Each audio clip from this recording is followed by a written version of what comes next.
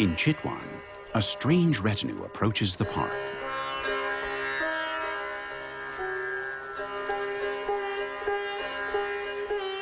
A group of elephants carries tourists hoping to catch a glimpse of the legendary unicorns in their natural habitat.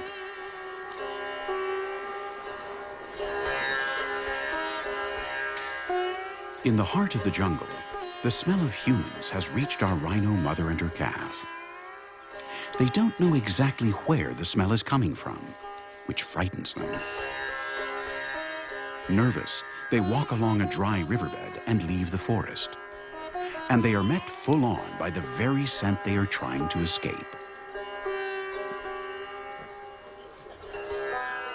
The rhinos haven't seen the humans, but from where they are mounted, the mahouts who care for the pachyderms have seen the rhinos and now go after them.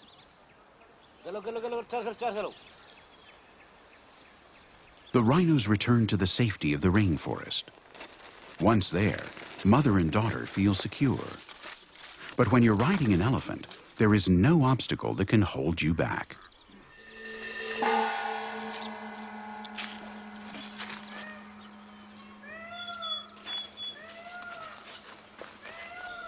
The inevitable meeting comes to bear.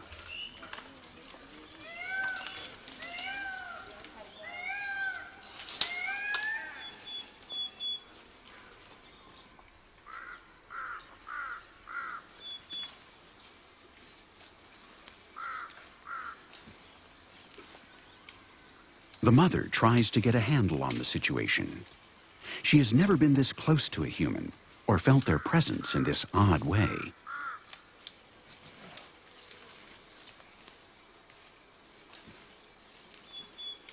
Over and over again, she tries to read the air.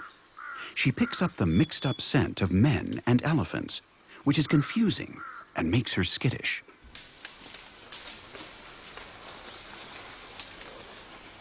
She has always been terrified of the humans she has seen slashing and burning, felling trees, shooting. But these people don't seem to want to hurt her. The elephants keep their distance so as not to upset the rhinos too much. A female with her calf is an unpredictable animal, and if she gets spooked, she might charge an elephant. But the mother doesn't seem too nervous. And that's a relief for the park rangers. This is the first time our Indian rhinos have come into contact with a group their future will greatly depend on: tourists.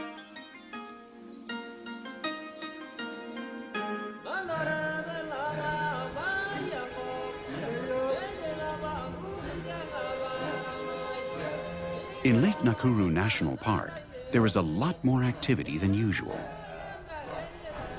The people from Solio Ranch and their assistants are about to release the rhinoceros they've outfitted with a radio transmitter. It's a delicate operation. The rhinoceros has now recovered completely from the anesthesia and is wound up tighter than a drum inside the container. With the sort of coordination that results from much practice, the guards open the doors for the release. The rhinoceros regains his freedom, and the first thing he does is relieve himself.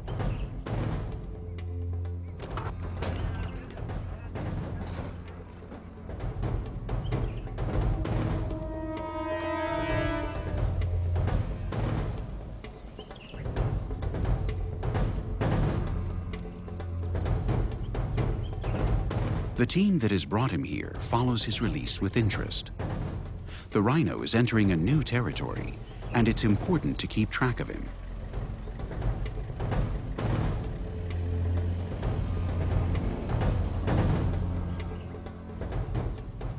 Thanks to the transmitter in his horn, the guards will have a much easier time ensuring his conservation.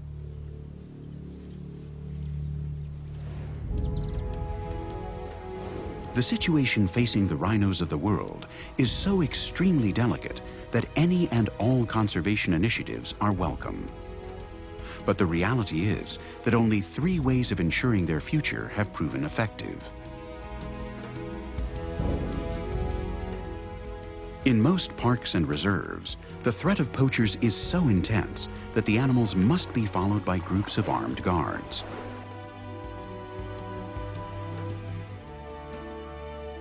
These rhino bodyguards, the first of the effective options, would not hesitate to shoot to kill in order to protect their charges. And no wonder. Every year, forest rangers in Africa and Asia are shot dead by poachers.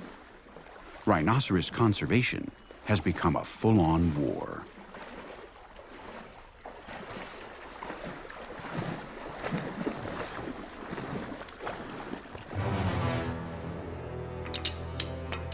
The second option is found in more developed countries.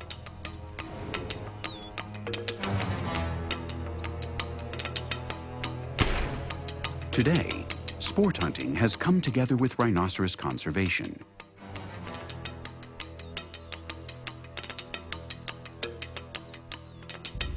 Raised on reserves as livestock, each of these huge animals is worth a fortune. The hunters take home the coveted trophy, and the owners of the reserve and locals are benefited in a way that guarantees that the rhinoceros population is cared for. The third option is tourism.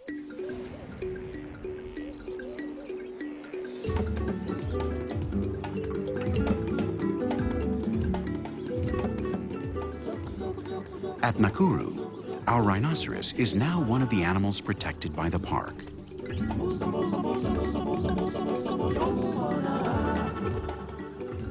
Fully recovered from the shock of the move, everything is new to him. There are different scents, animals he's never smelled before. But no matter, he's a rhinoceros, heir to the mythical unicorn. And there is no animal in the world that poses a threat to him. The radio transmitter in his horn allows the guards to follow the rhino's movements at all times.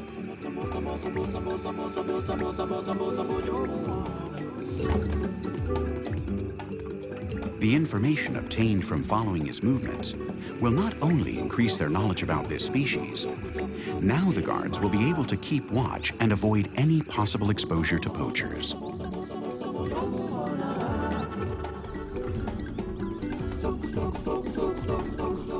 Unaware of the vigilance he'll be subjected to for the rest of his life, our rhino enters his new home.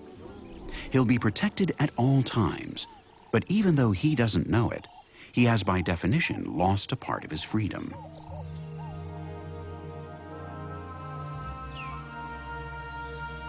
The rhinos of the world are disappearing. The populations of all 5 species are decreasing, and we don't seem able to react. Perhaps we simply don't care, or at least not enough. The heirs to the mythical unicorn had the misfortune of seeming powerful and virile to the members of our species. And the rest is history. We have pursued, killed, trapped, and dismembered them, looking for invented remedies for our diseases. We have confined them to small reserves, robbing them of the territory we once shared with them. We have literally robbed them of the world. In 2010, the northern white rhinoceros became extinct. As of 2011, the Vietnamese population of the Javan rhinoceros is considered extinct. And still, we do not react. We cannot prevent the end of these Pacific giants who have committed just one sin: having the horn that we humans have turned into a legend.